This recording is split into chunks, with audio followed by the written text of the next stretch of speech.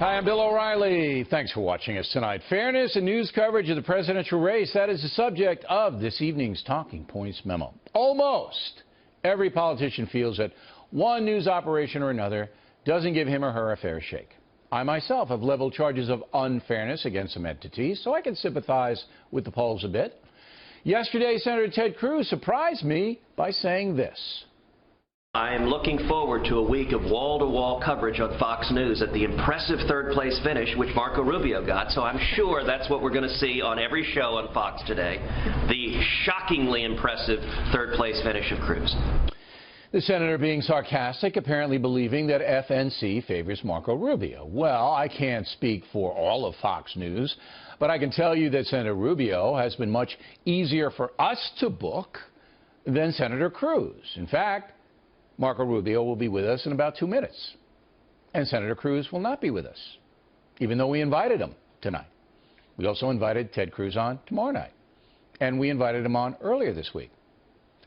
I don't really know what else to do. I'll even buy him dinner.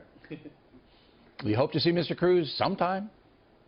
Now, earlier in the campaign, Ben Carson thought he was being treated unfairly.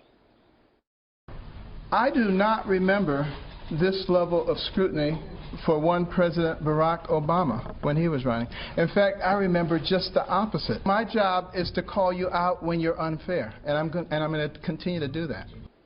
And that's a good thing. By the way, Ben Carson will be here tomorrow.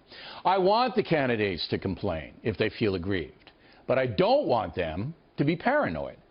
Here's how the campaign should be covered. Hard news, just the facts, please. Don't need any shading.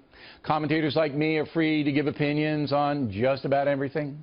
Morning hosts, they're opinion people too. Each show has a different definition. So while candidates like Hillary Clinton might feel Fox News is stacked up against them, that's only true in some precincts, not network-wide. For example, I go out of my way to keep it all about issues, unless a politician strays into dubious areas, like the email deal. That being said, I have sometimes defended Hillary Clinton from cheap shots and have stayed completely away from any and all personal attacks. But it's easy for politicians to dodge tough interviews by saying, oh, I'm going to be treated unfairly. And that's what often happens in these cases. One guy who does not dodge is Donald Trump, although he does hold a grudge if you hit him hard. Mr. Trump, like all the other candidates, says he just wants to be treated in a fair manner. And here is his assessment of the press in general.